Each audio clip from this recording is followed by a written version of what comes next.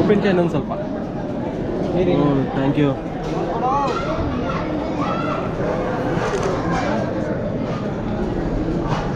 ಎರಡು ಬಣ್ಣ ಹಾಕಿದ್ದಾನೆ, ಅದಕ್ಕೆ ನೀನು ಫೋಕಸ್ ಮಾಡಿದ್ದೀನಿ.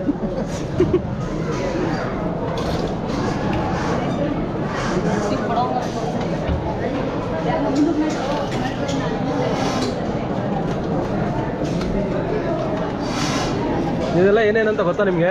ಏನು ಹೇಳಿದ್ದು? ನೀವೆಲ್ಲ ಉತ್ತರ ಕರ್ನಾಟಕದವ್ರೇನಾ? ಗುಡ್. ಅದಕ್ಕೆ ನೀವೇ ಬಿಟ್ಟಿರೋದಲ್ಲ ಬಡ್ಸೋದಕ್ಕೆ. ಹಾಂ ಹಾಂ, ಹಸಿ ಖಾರ. ಗುಡ್. ಏಯ್ ಅಲ್ಲ, ಇದು ಮಜ್ಜಿಗೆ ಮೆಣಸಿಗೆ ತಾನೆ ಬೆಂಗಳೂರು.